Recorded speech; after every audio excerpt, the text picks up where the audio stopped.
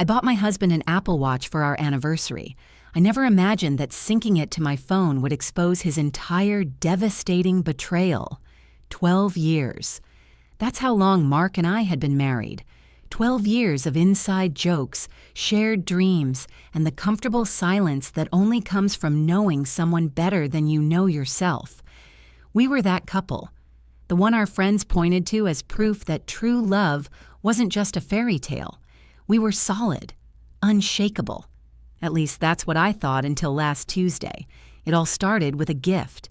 For our anniversary, I'd gotten Mark the new Apple Watch he'd been eyeing for months. He was thrilled, acting like a kid on Christmas morning. But there was a snag.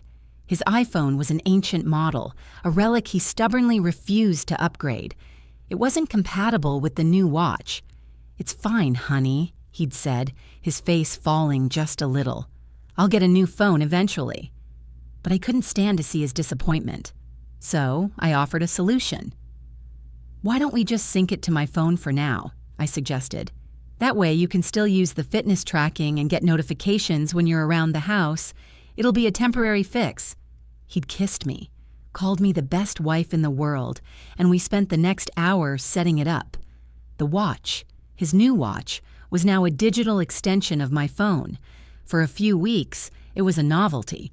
He'd proudly show me his step count, and we'd laugh when my mom's texts about her new garden gnomes would pop up on his wrist while he was grilling. It was our little quirk. But lately, things had felt off. Not in a big, dramatic way, but in a series of tiny, almost unnoticeable shifts. He was quieter, more attached to his phone, which he finally did upgrade a week ago. He started working late more often, blaming a big project at the firm. I chalked it up to stress. We'd been through stressful periods before. We were solid. Last Tuesday, the illusion shattered. Mark had just gotten home, looking exhausted. He gave me a quick, distracted kiss on the cheek, mumbled something about a long day, and headed straight for the shower. I tidied up the kitchen, the low hum of the dishwasher filling the silence. His watch was on the wireless charger on his nightstand, its dark screen inert. I went into the bedroom to put away some laundry, the fresh, clean scent of fabric softener filling the air. As I folded his shirts, a familiar ding came from the nightstand. I glanced over. The screen of the watch lit up, displaying a notification. It was a habit, really. I was so used to seeing my own messages mirrored there. But this wasn't from my mom or my sister. The name on the screen was Jenna. I didn't know a Jenna. My brow furrowed. Maybe a new client? The message was simple, almost innocent. "Thinking of you." I tried to dismiss it. It was probably nothing, a work thing. But a strange, cold feeling began to seep into my chest. I put down the laundry and walked over to the nightstand, my heart starting a slow, heavy drumbeat. As if on cue, the watch dinged again. Another message from Jenna. My hand trembled as I picked up my own phone from my side of the bed. Since his watch was still synced to my device, her messages were appearing on my screen too. I unlocked it, my thumb hovering over the Messages app. I felt like a spy in my own home, a trespasser in my own marriage. I opened the thread. There they were. Not just 2 messages, but a long, scrolling history that I now realized had been coming through for weeks, buried among my other conversations, unnoticed, because I had never had a reason to look for them. My eyes scanned the words, and the air left my lungs in a painful rush. "Last night was incredible. Can't stop thinking about your smile. I hate when you have to go back to her. Counting down the seconds until I can see you again." Each message was a physical blow, winding me, stealing the breath from my body. The room began to spin. Her words were intimate, familiar, full of the secret language of lovers. They talked about lunch dates I didn't know about, late-night calls that happened after I was asleep, and shared moments that had been stolen from our 12 years. There were photos. A selfie of her, blonde and smiling with a coffee cup, a picture of Mark's hand resting on her leg in a car, a photo of them clinking wine glasses, the background a restaurant I'd wanted to try for months. My blood ran cold. The sandalwood scent of his body wash drifted from the bathroom, a scent I used to find comforting. Now it was nauseating. He was in our shower, washing her off of him before coming to our bed. The hypocrisy was so staggering it made me want to scream. My gaze fell back to my phone screen, scrolling numbly through the evidence of my life's greatest lie.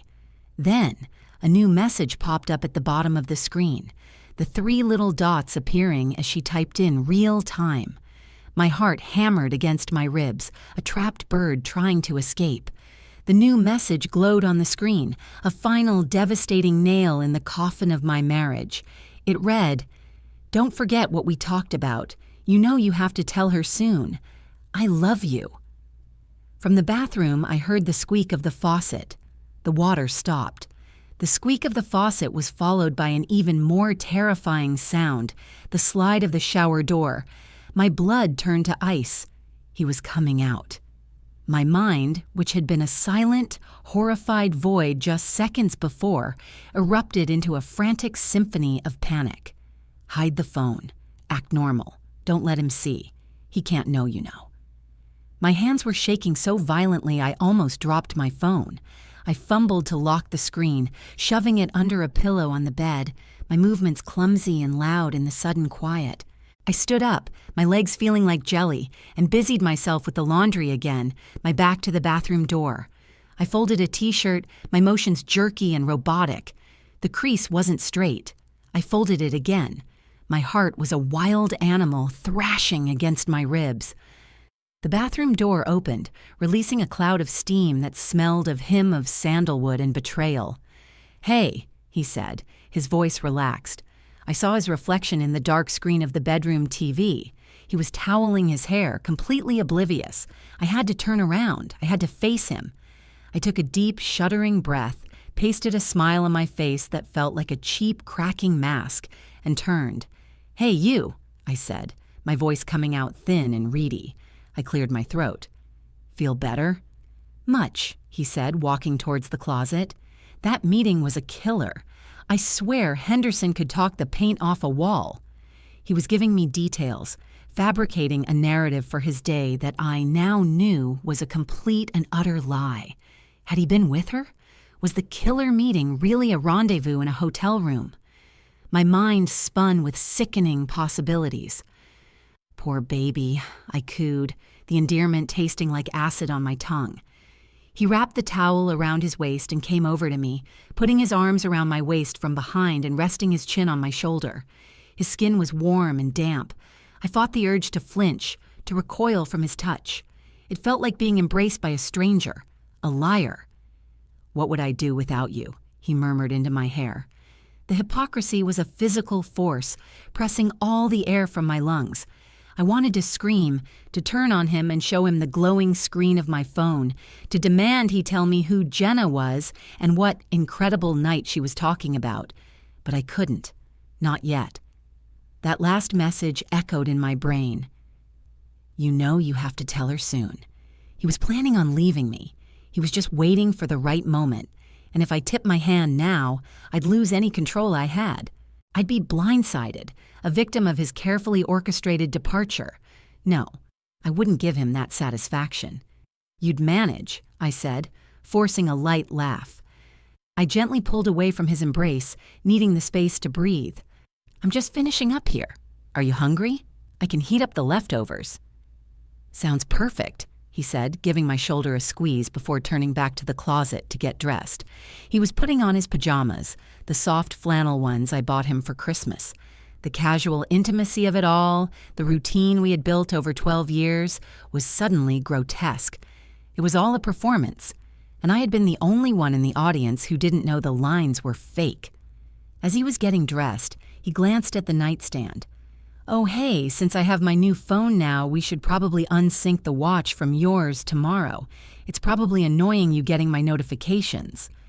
Panic flared, hot and sharp. The watch. My only window into his secret world. I couldn't lose it. I had to think fast. "Oh, don't worry about it," I said, trying to sound casual as I picked up the laundry basket.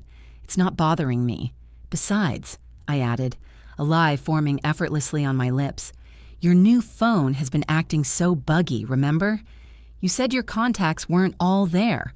Let's just wait until all the kinks are worked out. I'd hate for the watch to get messed up. He shrugged. Good point. Okay, we'll leave it for now. He smiled at me, a warm, familiar smile that no longer reached his eyes. It was a mask just like mine. We were two actors in a tragedy, and he didn't even know I'd read the final act. Later that night, I lay in our bed, motionless, pretending to be asleep. Mark was beside me, his breathing deep and even. The man I had shared my life with for over a decade was a stranger sleeping inches away from me. The urge to check my phone was a physical ache, a gnawing hunger. I waited. I counted his breaths, listening for the subtle shift that signaled he was truly asleep. After what felt like an eternity, I slowly, silently reached under my pillow. The screen's glow in the darkness felt illicit, dangerous. I opened the messages, my heart pounding with a mixture of dread and morbid necessity. I scrolled up past the recent messages, past the photos. I scrolled and scrolled, going back weeks, then a month. I was looking for the beginning. I found it. It started 6 weeks ago. The first messages were hesitant, almost professional. Great to meet you today. You too, great presentation. It was from a work conference. His work conference. Then the tone shifted. I had a really nice time at dinner. I can't stop thinking about our conversation. And then it escalated quickly into the secret, sordid world I had uncovered earlier. I kept scrolling, my thumb moving mechanically as I pieced together the timeline of my own betrayal. And then I saw it. A conversation from just 2 days ago. It was about his upcoming business trip. A solo conference in San Diego he was supposed to attend in 2 weeks. He'd told me it was a huge opportunity, a chance to network for a promotion. I had been so proud of him. Jenna, is everything booked for our trip? I'm getting so excited I can barely stand it. Mark, everything is set. Flights, the hotel on the water, it's all taken care of. Just have to get through these next 2 weeks. My blood ran cold. Our trip? I scrolled down, my vision blurring with tears I refused to let fall. I had to see it all. I had to know. Jenna, I can't wait to finally be with you. No hiding, no sneaking around, starting our real life together. Mark, it's all I think about. After the 15th, it's just you and me. I promise. There it was. A date. An expiration date for my marriage, set for the 15th of the month, the last day of his conference. He wasn't going to San Diego to network. He was going there to start a new life with her, and he was planning on leaving me the moment his plane took off. I had 13 days. 13 days. The number became a brand on my brain, a ticking clock counting down to the demolition of my life. For the next 2 days, I lived in a surreal haze. I moved through my life, through our house, like a ghost, performing the duties of the devoted wife while a silent, screaming inferno raged inside me. I made him coffee in the morning, asking about his non-existent meetings. I kissed him goodbye at the door, the touch of his lips on mine feeling like a spider's kiss, venomous and cold. Every "I love you" he uttered was a twist of the knife. Every casual touch, an act of profound violence. He had no idea. He saw my quietness and attributed it to stress at my own job, even rubbing my shoulders one evening and telling me to take it easy. The irony was so bitter, it made my throat ache. Here he was, the architect of my agony, comforting me for the very symptoms he was causing. I let him. I leaned into his touch and whispered, "Thank you, honey," playing my part to perfection. I was a better actor than he was. My performance was fueled by a grief so deep it was bottomless, while his was just practice. My phone became my most prized and hated possession. His watch, our anniversary gift, was my lifeline. Every ding was a jolt to my system. I started leaving my phone on silent, but the screen would still light up, a beacon in the dark pulling me in. I watched their plans for their new life unfold in real time. They talked about apartments in San Diego. She sent him links to furniture. They argued playfully about whether a dog was too much of a commitment to start with. They were building a home on the rubble of mine, and I had a front row seat. I barely slept.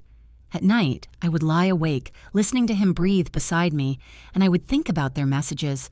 One night, a message from Jenna came through around 2 a.m. "Can't sleep thinking about you." My heart seized. I watched the screen, waiting. A moment later, I felt the slight shift of the mattress as Mark rolled over. Through the darkness, I saw the faint glow of his phone screen illuminate his face. He was texting her back, right there in our bed, with me just inches away, pretending to be asleep. I closed my eyes, feigning unconsciousness, while my world imploded in silence. He was so brazen, so confident in my ignorance, that he could lie in our marital bed and text his mistress. The sheer audacity of it stole my breath. That was the moment the grief began to curdle. It solidified from a liquid, drowning sorrow into something hard and sharp: rage. The victim in me died that night, and someone else, someone colder and more calculating, began to take her place. He wasn't just going to leave me. He was going to humiliate me, discard me like trash after 12 years, and start a new life without a single backward glance. He and Jenna thought they were in control. They thought they were writing the story. They had no idea I was reading the script. My plan began to form, not all at once, but in little pieces that clicked together in the dead of night. He had money. We both did, but he had a significant inheritance from his grandmother tucked away in a high-yield savings account. It was solely in his name. He'd always called it his rainy day fund. Now I knew whose rainy day he was saving for. He also had a pension building, a 401k, stocks from his firm. He was planning on taking it all and starting fresh. He was going to leave me with a broken heart and half the equity in a house I could no longer bear to live in. I wouldn't let that happen. The following Monday, 9 days before the 15th, I took a personal day from work. I told Mark I had a dentist appointment and then was taking the rest of the day for some self-care. He loved that idea. "You deserve it, honey," he'd said, kissing me goodbye. "Get a massage. Relax." Oh, I was going to relax. My first stop wasn't the dentist. It was a lawyer's office, a shark. The best, most ruthless divorce attorney in the city, a woman named Sharon whose reputation preceded her. I sat in her plush leather chair and laid it all out. The 12 years of marriage, the affair, the Apple Watch, the secret messages. I showed her the screenshots I had been meticulously taking and emailing to a secret account every night. I showed her their plans for San Diego, their financial discussions, their declarations of love. Sharon listened, her face impassive. When I was finished, a thin, predatory smile touched her lips. "This is exquisite," she said, looking at the printouts of their texts. "He's not just cheating. He's actively plotting to abscond with marital assets for the benefit of his affair partner. He's handed us a gift, wrapped in a bow." We spent the next 3 hours mapping out a strategy. It was a scorched earth approach. We would let him go on his trip. We would let him get on that plane, thinking he was flying off to his new life. And while he was in the air, unreachable and blissfully ignorant, we would strike. We would file for divorce, citing infidelity. We would file an emergency petition to freeze every single one of his assets, from his secret savings account to his 401k. We would drain our joint accounts, leaving just enough to not look suspicious. By the time he landed in San Diego, ready to start his new life with Jenna, he would find himself with nothing. His cards would decline. His accounts would be locked. He'd be stranded, penniless, with the woman he blew up his life for.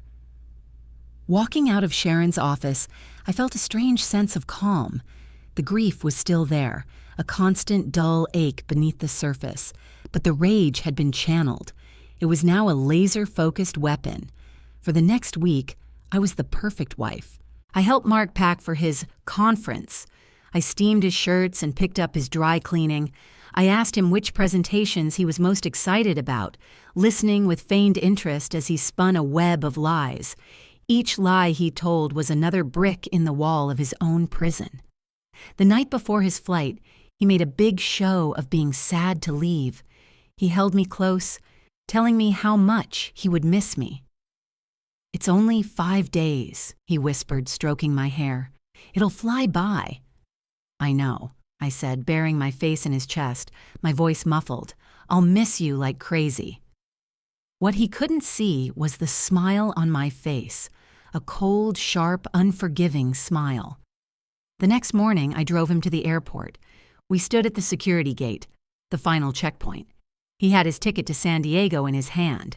Jenna, I knew from their texts, was on a different flight from a nearby city, scheduled to land an hour after him.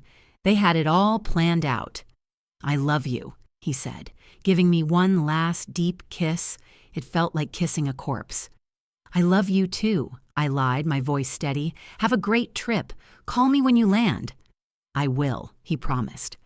I watched him walk through security, turn, and give me one final wave. I waved back, holding my smile until he disappeared from sight. Then I turned, walked out of the airport, and got in my car. I didn't cry. I didn't feel sadness. I just felt quiet. I took out my phone and sent a single text to my lawyer, Sharon. "He's through security. It's time." Her reply was instantaneous. "Activating the plan now. Check your email." I opened my email and saw a new message from her. It was a list of instructions, a checklist for the final stage. The first item made my breath catch in my throat. It read, "Forward the most incriminating screenshots to this number." Below it was a phone number I didn't recognize. My fingers trembled as I typed it into a new message. Who was this? What was this for? I texted Sharon back. "Whose number is this?" Her reply came a second later, and my world tilted on its axis. "That," she wrote, "is Jenna's husband." Jenna had a husband. Of course, she had a husband. My mind reeled, frantically rereading the last 6 weeks of texts through this new, blinding lens. All her complaints about Mark having to go back to her, her pining for their real life to start, it was all a masterful performance. She wasn't some single love-struck girl waiting for my husband to leave his wife. She was a wife herself, playing the exact same game Mark was, just from the other side of the board. They weren't star-crossed lovers. They were a pair of cowardly, conniving parasites, preparing to leech off their respective spouses to fund their new life together. The cold, hard rage I'd been nursing for days flared into a white-hot supernova. The betrayal was suddenly twofold. It wasn't just my husband, it was this woman who had positioned herself as the romantic heroine in their sordid little drama, all while having a whole other life, a whole other unsuspecting victim waiting for her at home. I sat in my car in the airport parking garage, the engine off, the air thick with the smell of exhaust and finality. My thumbs moved with a newfound purpose, a vicious precision. I scrolled through the gallery of screenshots I had meticulously collected. I chose the worst ones. The photo of Mark's hand on her thigh, the selfie she'd sent him, pouting her lips, with the caption, "Missing this." I chose the texts where they explicitly planned their San Diego rendezvous, calling it our escape. I selected the message where Mark promised her, "After the 15th, it's just you and me." I attached them all to a new message, pasted in the number Sharon had sent me, and I hesitated for only a fraction of a second. Then I pressed send. A sense of terrible, righteous power washed over me. I had just dropped a nuclear bomb into a stranger's life, and I felt nothing but a grim, satisfying calm. I had opened his eyes. Whatever happened next, he wouldn't be a fool anymore. He wouldn't be the clueless husband, just like I was no longer the clueless wife. I started the car and drove away from the airport, not towards our empty house, but towards the city. I followed Sharon's checklist to the letter. First, the bank. I walked in, my heart a steady rhythmic drum, and calmly liquidated our joint savings and checking accounts, transferring every last cent into a new account solely in my name, an account Mark didn't know existed. I left $100 in the joint checking, enough for a tank of gas maybe. It was a petty, symbolic gesture, and it felt incredible. Next, I met with the locksmith at my house. He worked quickly, changing every lock, the front door, the back door, the garage. As he handed me the new set of keys, they felt heavy in my hand, like the keys to a fortress. My fortress. The rest of the afternoon was a blur of administrative warfare. I called the credit card companies, reporting Mark's cards as lost and having them canceled, new ones issued only in my name. I logged into our shared cell phone plan and, with a few clicks, suspended his line. By the time his plane touched down in San Diego, his phone would be a useless brick. He wouldn't be able to call her to find out why she wasn't at the airport. He wouldn't be able to call a cab. He wouldn't be able to call me. By 5 p.m., it was done. Sharon emailed me confirmation. The emergency petition had been granted by the judge. All of Mark's assets were frozen. His secret savings, his 401k, his stocks.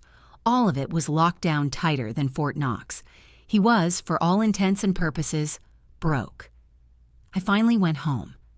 The house was silent, filled with the ghosts of a life that no longer existed. I walked through the rooms, touching the furniture, the picture frames. It felt like a museum of a dead marriage. I went into our bedroom, my bedroom, and saw his watch sitting on the charger. The screen was dark. For the first time in weeks, I felt no compulsion to check it. I didn't need to. I already knew everything. I poured myself a large glass of wine and sat on the couch, my phone on the table in front of me. I was waiting. Mark's flight was scheduled to land at 6:30 p.m. Pacific time. That was 9:30 p.m. my time. It was currently 8:45. The countdown had begun again, but this time it was mine. At 9:32 p.m., my phone buzzed. It was an unknown number. I let it go to voicemail. A minute later, it buzzed again. Same number. I ignored it. Then a text message came through from the number. "Sarah, this is David, Jenna's husband. We need to talk." I stared at his name on the screen. David. He had a name. He was real. Another text came through immediately after. She just called me, crying. Her flight to San Diego was canceled. Something about a family emergency. She's on her way home now. My blood ran cold. Canceled? On her way home? That wasn't part of the plan. Mark was about to land, alone and broke, in San Diego, expecting to meet the love of his life. But Jenna, the snake, had somehow slithered out of the trap. She was running back to the safety of her own home, to the husband she had just been exposed to. My mind raced. What did this mean? Had she confessed? Was she going to try and salvage her own marriage, leaving Mark to hang? Before I could process it, another text came through from David. "I don't know what story she's going to tell me when she gets here, but I know what you told me is the truth. Thank you. There's something else you should know. Before she left, she took out a credit card in my name. I just got the fraud alert. She maxed it out an hour ago." He then sent a screenshot from his credit card app. The charge was for $10,000, and the merchant name made my heart stop beating altogether. It was a down payment to a law firm, a high-powered, notoriously aggressive divorce firm, the biggest rival to Sharon's. $10,000 on a stolen credit card for a rival divorce attorney. My blood, which had been running cold, turned to glacial ice. This changed everything. Jenna wasn't slithering back home to beg for forgiveness. She was coming back armed for war. She'd seen the screenshots, realized the game was up, and instead of folding, she doubled down. She was going to spin a story to her husband, probably paint herself as a victim seduced by a predatory boss, my husband, and use that narrative to gut him in their own divorce. And she'd done it on a dime, leaving Mark completely in the dark. She was smarter and far more ruthless than I had anticipated. She hadn't just abandoned ship, she'd set it on fire and was swimming away with the only life raft. My phone started ringing again. It was the San Diego airport's general information number. Mark. Stranded, confused, and broke. He was trying the only number he could find. I pictured him standing there, his phone a useless brick, his credit cards declining, the realization dawning on him that his perfect new life was a mirage. I let it ring. He could stand there all night for all I cared. My focus had shifted. This was no longer just about Mark. This was about Jenna. I wouldn't let her get away with it. I immediately called Sharon. It was late, but I knew she'd answer. I quickly explained the new development: Jenna's canceled flight, the stolen credit card, the $10,000 retainer for her shark of a lawyer. There was a pause on the other end of the line, and then I heard a low chuckle. "Oh, she's good," Sharon said, a note of professional admiration in her voice. "But she just made a fatal mistake. She committed felony credit card fraud, and she did it to hire a lawyer to fight a divorce she instigated. David is now a material witness in your divorce, and you are in his. This just got a whole lot cleaner for us and a whole lot messier for them." My mind, which had been reeling, suddenly became crystal clear. "What do we do?" I asked, my voice steady.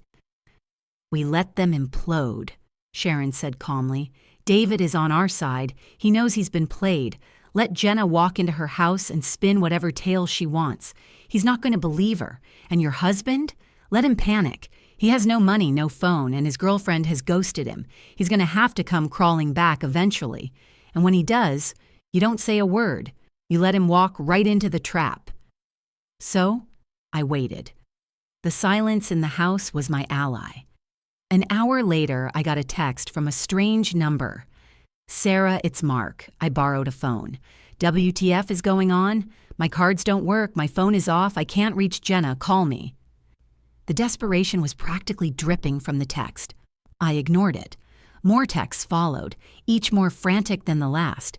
He was unraveling 3,000 miles away, and I felt nothing but a distant clinical satisfaction. The real drama, however, was happening closer to home. Around midnight, I got a call from David. His voice was strained, exhausted. "She's here," he said.